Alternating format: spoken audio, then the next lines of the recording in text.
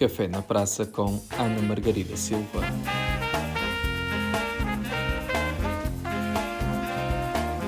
Olá, seja bem-vindo ao Café na Praça, o podcast que semanalmente lhe vai trazer as pessoas que nasceram ou que têm ligação ao Alto Minho e que, após uma breve pausa, está assim então de regresso. Esta semana tenho comigo Ana Margarida Silva. Ana, muito obrigado por teres aceitado o convite para este café. Eu é que agradeço ter sido escolhida. Eu estou está super feliz. Eh, a Ana, apesar de. A Ana faz parte da minha vida indiretamente há muitos anos, porque. E foi através. E por causa desse motivo também foi o motivo que a convidei, porque ela foi, é guia, e ela já me vai confirmar isso. Somos E por causa da minha parentes, irmã e da minha mãe, então acabámos por, não diretamente conviver, mas o nome dela sempre foi várias vezes, ouvi várias vezes o nome dela. Mas o podcast Café na Praça começa sempre com uma pergunta com todos os convidados e a Ana não vai ser diferente. Ana, em criança, o que é que gostarias de ser quando fosses grande? olha, essa é uma pergunta por acaso muito engraçada, porque aquilo que eu queria ser em criança, a primeira coisa que eu me lembro de querer ser foi Doutora Eduarda. Era o nome da minha pediatra. Ah, Então, quando me perguntavam o que é que eu queria ser quando fosse grande, eu respondia não, que queria ser médica, mas que queria ser Doutora Eduarda. Mas essa foi assim aquela primeira vontade, ainda completamente imatura e infantil.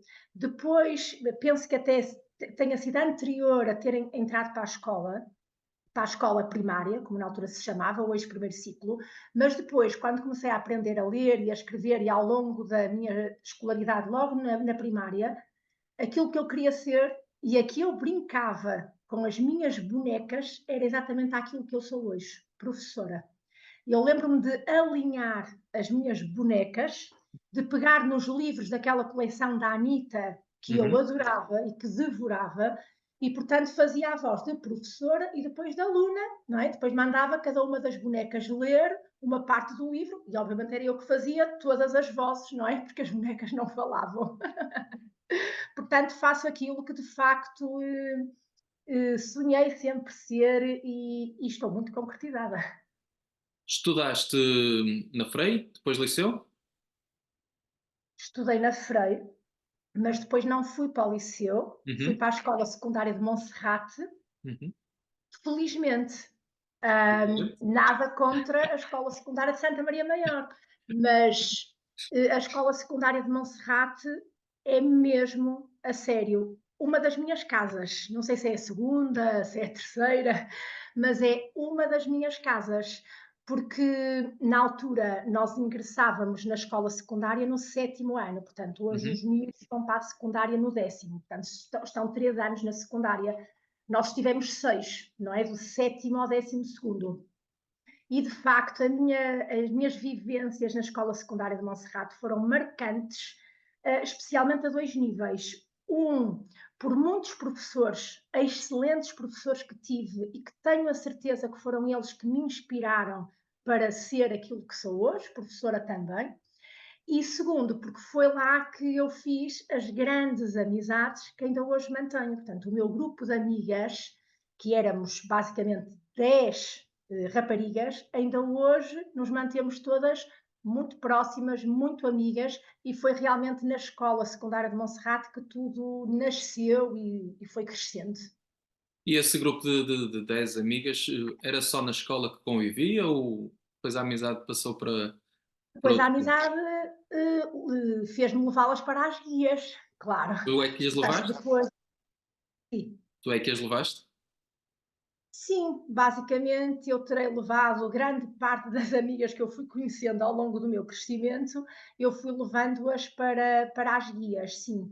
Quase todas, foram muito poucas aquelas que acabaram por não entrar para as guias e, portanto, acabámos por estar muito juntas na escola e depois Uhum. muito juntas nas guias também. Aliás, mais tarde, quando fui estudar para a universidade, obviamente que as novas amizades que fiz em Coimbra já não iam entrar para as guias, não é? Na universidade não é muita idade em que Uhum. se entra para este tipo de movimentos. Mas algumas amigas minhas que conheci na universidade têm hoje as filhas nas guias e moram noutras cidades do país, Claro. porque eu realmente sempre falei com muito entusiasmo das guias. E conciliaste, enquanto foi em Coimbra que andaste? a estudar? Bra. Sim, conciliaste Coimbra e continuaste no movimento? Ou fizeste uma pausa? Sim, mas houve fases que foram muito difíceis, Claro. na verdade.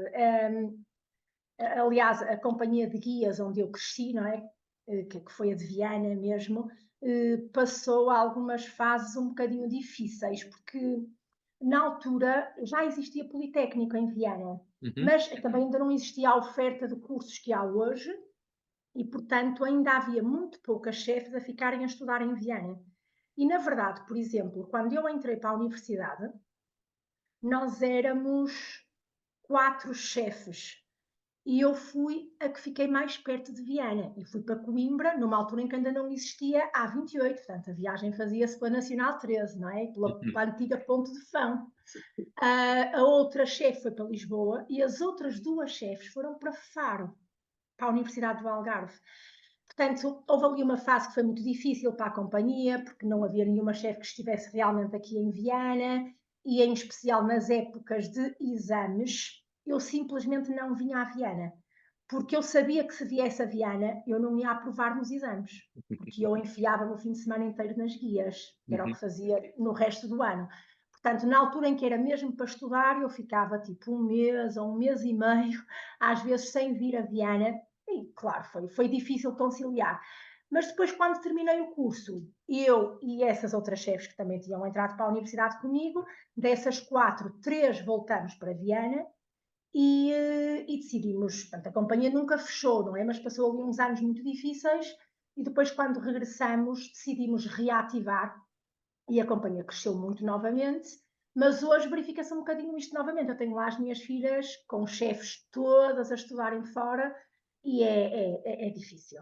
Sabes que isso não Mas, se verifica hoje novamente, isso verificou-se sempre. Acaba por ser uma realidade que se verifica muito quando os movimentos acabam por ter direções jovens, claro, e eu já te queria fugir para um assunto, mas antes de fugirmos para esse assunto, dentro do que acabaste de dizer, diz-me só uma coisa. Tu em Coimbra estudaste? Tiraste que curso? feito. Direito. E depois voltaste para Viana para exercer direito. Depois voltei para Viena na verdade, quando entrei para a universidade, porque sempre tive esta vontade de ser professora e estive muito indecisa se havia de ir para Direito, ou para História, ou para Estudos Portugueses, sempre gostei muito de História e de Português, gosto muito de ler. Acabei por optar por Direito e nessa altura um bocadinho com a ideia da advocacia. E quando terminei a licenciatura e regressei à cidade, fiz o estágio de advocacia e abri escritório. E exerci durante talvez uns 4 anos depois do estágio. Nessa altura, o Politécnico abriu um concurso para admitir um professor de Direito, porque o professor de Direito que cá estava tinha ido para a Faculdade de Direito do Porto, que tinha aberto há relativamente poucos anos. E eu concorri e fiquei. E durante ali um ano ainda estive a acumular o escritório de advocacia com a docência. Mas a verdade é que um ano depois o Politécnico propôs-me ficar a tempo inteiro em exclusividade. E eu acabei por fechar o escritório, porque, embora eu também gostasse de ser advogada, na verdade gostei. O estágio não correu como eu gostaria, mas depois até me estava a correr bem e eu gostava, mas a paixão pela docência falou mais alto e eu gosto mesmo de ser professora. Eu gosto mesmo de ser professora e, portanto, acabei por fechar o escritório. É verdade que às vezes penso se não poderia ter continuado a acumular, mas eu sou mesmo feliz e concretizada na sala de aula. Portanto, foi assim. Isso foi em que ano? Já foi há uns 20, 25, por aí? Eu terminei o curso em 1996, Uhum. comecei a dar aulas no Instituto Politécnico em 1998. Então já faz uns aninhos já. Já E de lá para foi há cá, muito a tempo. única interrupção na docência foi quando estiveste na Câmara. Sim, e não foi propriamente uma interrupção total, Uhum. porque mesmo durante alguns dos anos que eu estive na Câmara, eu acumulava com a lecionação de uma só disciplina no Politécnico, que aliás era foi uma acumulação de funções que eu fiz a título gratuito, porque a lei permitia, tanto o Estatuto dos Eleitos Locais permite esta acumulação, tanto permite que um vereador a tempo inteiro acumule funções docentes, mas não permite que aufira remuneração por ambas as atividades. Mas eu, como gostava de lecionar e queria continuar a manter alguma ligação com o Politécnico, porque obviamente nós quando estamos na política temos que ter a noção que não é uma profissão, não é? É uma dedicação que exige muito tempo de nós, mas que é passageira, pode ser mais ou menos duradoura, mas não é para estarmos ali uma vida inteira, nem eu gostaria de estar ali uma vida inteira, foi uma experiência excepcional, mas a certa altura também me apetecia já voltar ao estado inicial. E, portanto, para manter esta ligação com o Politécnico durante, ainda estive 12 anos na Câmara, fui lecionando durante alguns anos Direito da Empresa, até a título gratuito, como digo. Mas isto foi inicialmente com o primeiro presidente, depois com o segundo presidente essa acumulação já não foi viável e, portanto, quando regressei para o Politécnico já estava há alguns anos, talvez há uns 10 anos, sem dar aulas, sim. Talvez há uns 10 anos. Tenho aqui dois temas principais que gostaria de falar contigo. Um já estavas a falar agora, o outro foi o que estavas a falar antes, mas vamos falar nas guias um bocadinho antes, que acho que tenho, pelo menos eu tenho mais curiosidade, que é como é que a Ana se lembrou de se candidatar a comissária regional das guias? Como é que isso surgiu? Porque também eras nova, tinhas regressado de Coimbra, tinhas recuperado a companhia, não é? Reativado com as tuas três amigas, com vocês as três tinham reativado a companhia, e depois, entretanto, também, pouco depois, assumiste a região. Como é que isso foi? Olha, em princípio, em primeiro lugar, foi porque eu, eu tive uma dedicação às guias absolutamente extraordinária. Que eu, quando paro, penso e olho para trás, eu própria me questiono como é que foi possível. Eu entrei para as guias com 9 anos e eu adorei andar nas guias. Eu gostei mesmo, eu acho que as guias me proporcionaram um final de infância, não é? Porque já tinha 9 anos, um final de infância, uma adolescência, uma juventude muito mais feliz. Obviamente que eu era feliz com a minha família, tudo bem, e amigos, mas as guias trouxeram muita alegria à minha vida, muita realização pessoal, muitas amizades. E, portanto, eu gostava mesmo muito das guias e era muito dedicada. E nós tínhamos uma comissária regional, que é aliás, uma ilustre vianense, a Maria Augusta de Alpoim, que foi, aliás, a primeira Presidente de Câmara após o 25 de Abril, embora não eleita, que já era comissária regional há 20 anos. Portanto, a Dona Miguta, como ela era conhecida, não só por nós, mas até em Viana, a Dona Miguta tinha sido convidada, quando se criou a região de Viana, tinha sido convidada pela chefia nacional para ser comissária regional e acabou por ficar nessas funções 20 anos. E eu tinha uma relação muito próxima com a Dona Miguta. Eu ia muitas vezes lá à casa. Acho que ela também gostava bastante de mim, eu gostava muito dela, ia muitas vezes visitá-la, apesar de ela ser muitíssimo mais velha do que eu, mas eu ia muitas vezes lá à casa visitá-la, ali na rua da Gramática, e ela Acho sempre foi piada de dizer a roda gramática. E ela sempre foi dizendo que queria que eu a sucedesse. Portanto, aquela era uma coisa que também já vinha sendo trabalhada por ela junto de mim há alguns anos. Mas quando chegámos àquele ano, a Dona Miguta disse mesmo que saía, com ou sem sucessão, que saía. E então, nessa altura, eu não me candidatei logo. Nessa altura, nós criámos uma equipa com chefes de várias companhias e ficámos em autogestão, portanto, não havia comissária regional eleita. Essa equipa funcionou em autogestão, sem eleições durante um ano, e ao final de um ano tínhamos que decidir o que é que se fazia. E a própria equipa achou que eu que deveria avançar, e eu também estava com imensa vontade de o fazer, porque a verdade é que até então, fruto de muitas circunstâncias, mas até então não havia qualquer relação entre as várias companhias da região. Nós éramos uma região só do ponto de vista oficial, porque na prática não havia região nenhuma. Eu cresci na companhia de Viana durante anos e anos e não conhecia uma única chefe da companhia da Miadela, que era ao nosso lado, ou de Santa Marta, muito menos de Vila Nova de Moinho, ou de Caminho, ou de Cerveira. Portanto, não havia região. E eu tinha essa vontade também, porque já há muitos anos, desde pequena, que eu participava com a minha companhia em atividades nacionais, via as outras regiões, a região de Lisboa, com um espírito de coesão, em região enorme, a região da Madeira, a região do Porto, e sentia quase inveja de ver aquelas regiões tão unidas, com várias companhias, imensas guias, e portanto também foi ao longo do meu crescimento que eu fui ganhando esta vontade de também ter uma região como aquelas outras que eu via no resto do país.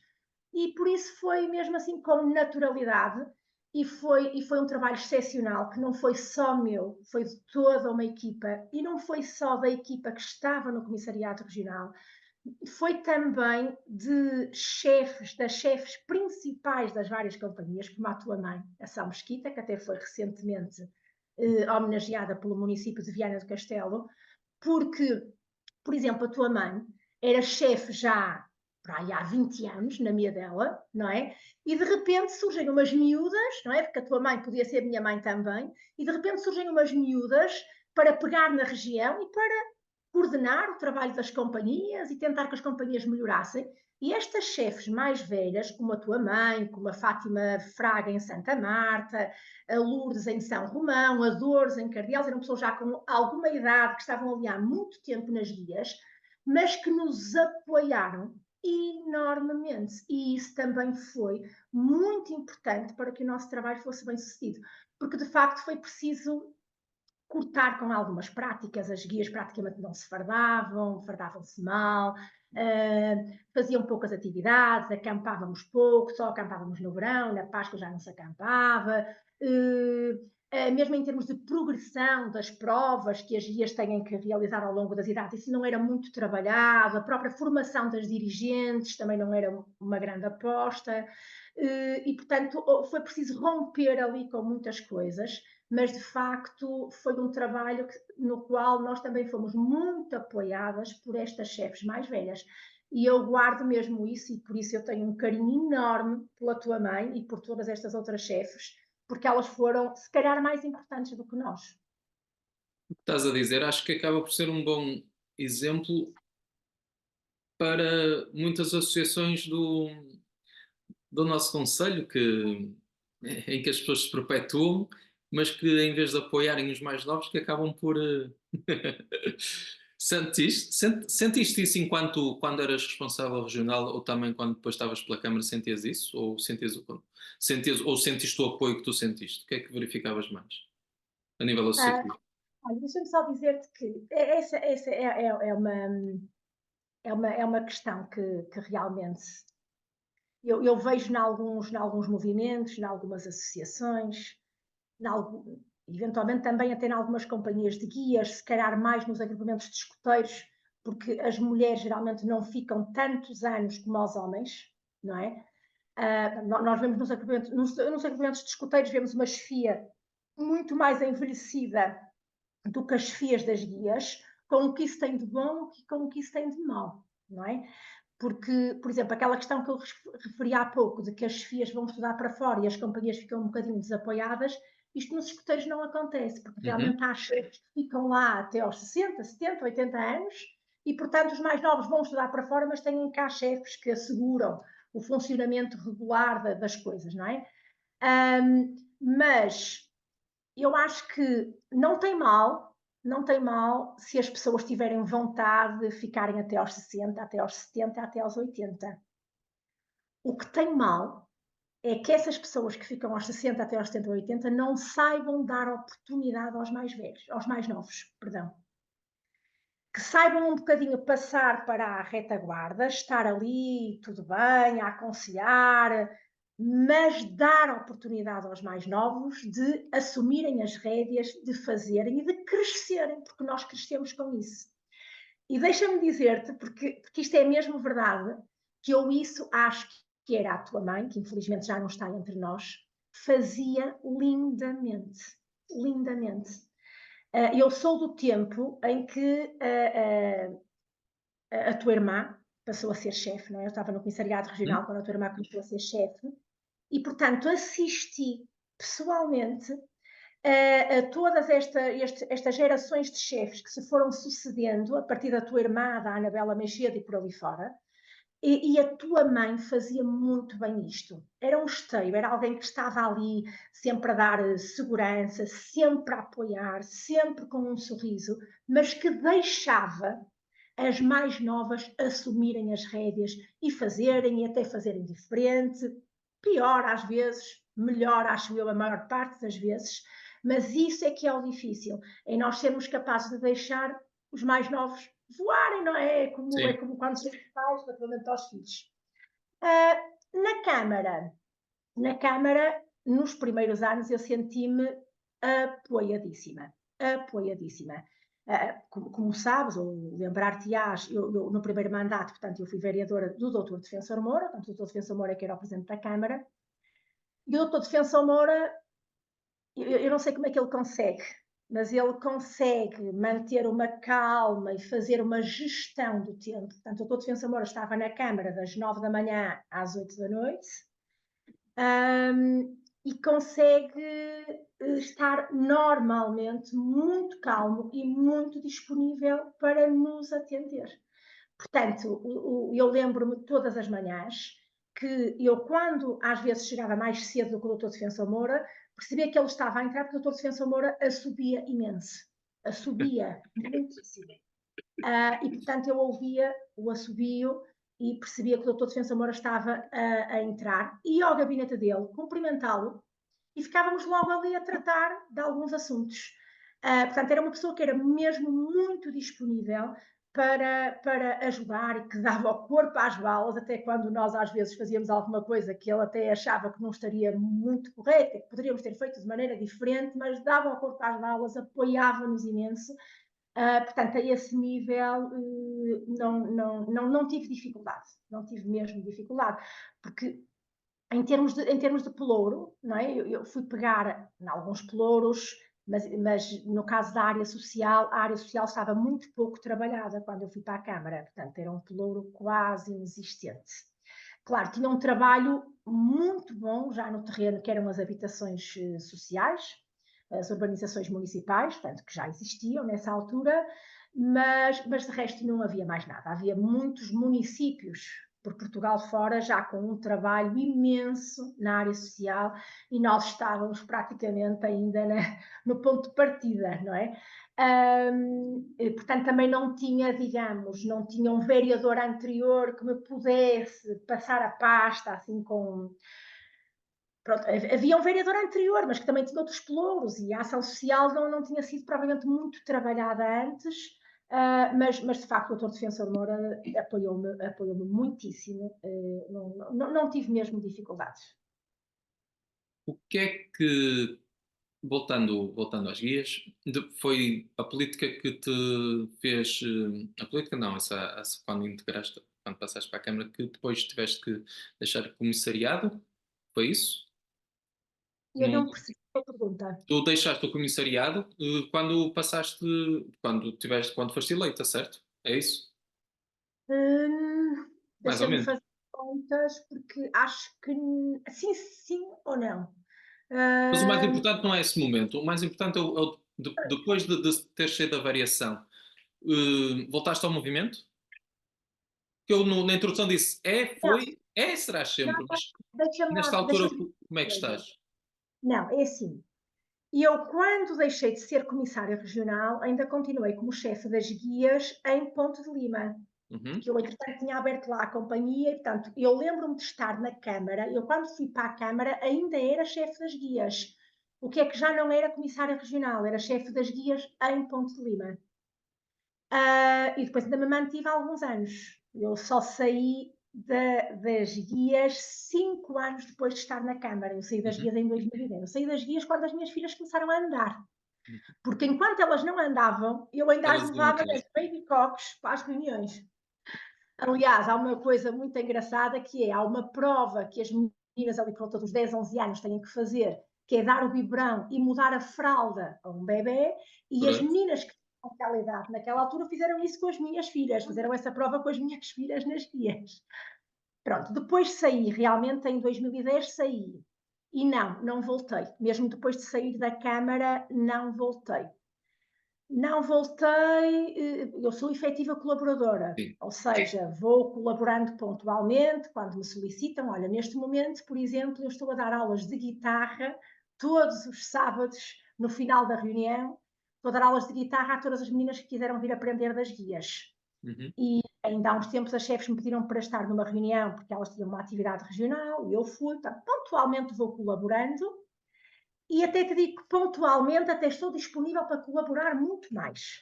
Agora, entrar de novo, O compromisso é não. diferente. Acho que não, porque eu não sei fazer as coisas por metade. Exato. E eu, para entrar, tinha que ser assim mesmo a sério. E eu, neste momento, não tenho mesmo, por questões profissionais, não tenho mesmo Mas disponibilidade. arranjas, no teu tempo livre, arranjas tempo para pelo menos estás na liga, não é? Estou na Liga, mas acabei de completar agora o mandato de 4 anos e precisamente na sexta-feira passada, portanto há 2 dias atrás, já não sou a Presidente da Liga. Agora sou a Presidente da mesa da Assembleia Geral. Ok. E É sempre precisamente aquela transição pacífica de...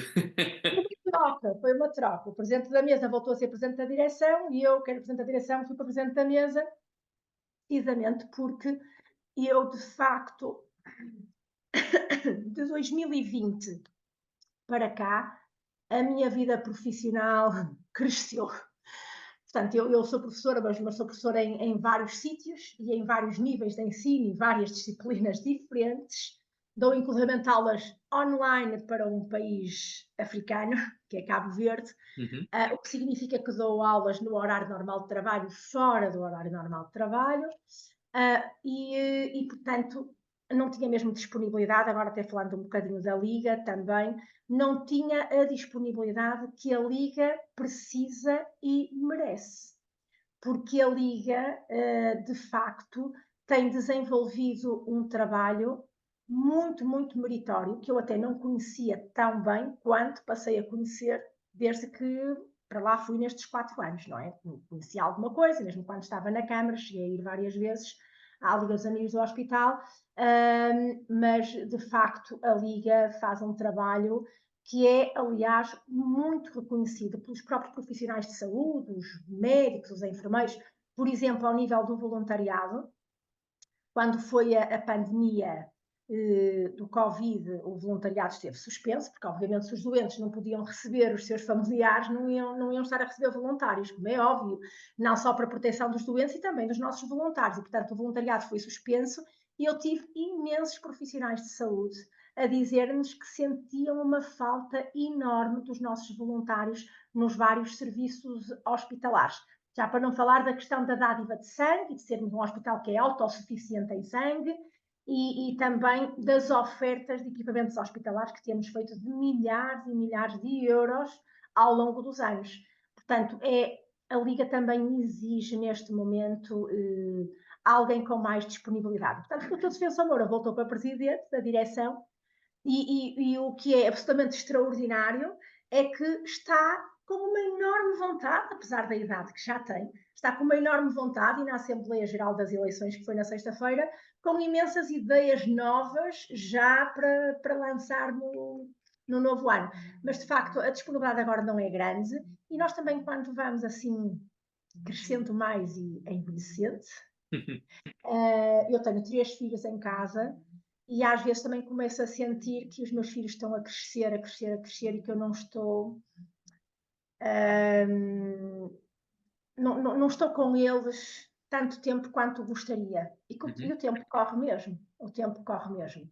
E uma pessoa, de repente, o meu filho já está na universidade e eu penso, onde é que eu estive estes anos todos? As minhas filhas já estão com 13 anos, onde é que eu estive? Como é que passou este tempo todo assim tão rápido? E, sinceramente, estou numa fase que também me apetece estar mais na família. Porque durante estas décadas todas, estive muito ausente de casa. Eram as guias, era uma loucura. A câmara, nem se fala, não é? Agenda à semana, ao fim de semana. E depois, realmente, em especial quando terminei o doutoramento em 2020, também abriram-se-me portas profissionalmente que também me trouxeram realmente uma grande ocupação profissional. E, portanto, agora estou assim numa fase que, até em termos de docência, estou a começar a reduzir a carga horária em alguns estabelecimentos onde leciono e quero estar assim mais por casa. Fazes-te muito bem. Olha, então o nosso tempo também está quase a terminar e eu, esta temporada, vou terminar as conversas perguntando às pessoas o seguinte. Foi algo que eu li num livro do José Eduardo Agualusa, que li recentemente. Não me pergunto o título, porque já não fixei, sei que é do Agualusa. E ele, no livro, escreveu: se tivesses de passar o resto da tua vida preso a um único dia, que dia seria esse? Hum,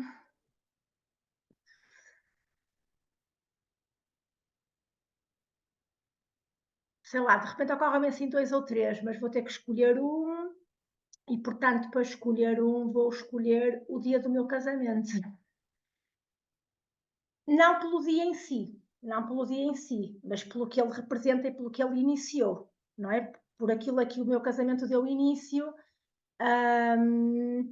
porque o casamento em si também foi espetacular e foi aquilo que nós imaginamos e foi um dia memorável, mas é mais pelo que ele significa, pelo simbolismo que traz, porque foi o início de uma nova vida, não é? Em que nós constituímos a nossa própria família e eu fiz este ano 20 anos de casada. Claro que o casamento nunca é todos os dias uma coisa ótima, mas a verdade é que também em nenhum dia destes 20 anos eu, e penso que isto é extensível ao meu marido, acho eu, nunca pensamos em dissolver o casamento, utilizar assim uma terminologia jurídica do nosso Código Civil. E eu estou casada com a pessoa com quem eu quero envelhecer e com quem eu espero envelhecer, que tenhamos saúde, eu e ele, para isso. Por isso acho que é esse dia que eu escolho. Ok. Muito obrigado, Ana. Espero que tenhas gostado deste café na praça. Gostei, é sempre bom assim recordar algumas coisas e recordá-las contigo, realmente por seres filho de quem é melhor ainda. Se Obrigada. tivéssemos mais tempo, teríamos falado de outras coisas, mas isso, olha, fica para um café presencial depois, Claro que sim. quando estivermos em Viena, está bem? Claro que sim, Vamos só marcamos isso. despedir de quem nos está a ver ou a ouvir. Muito obrigado por ter acompanhado este café na praça e para a semana volto com mais um episódio para si. Da da da da da da da da da da.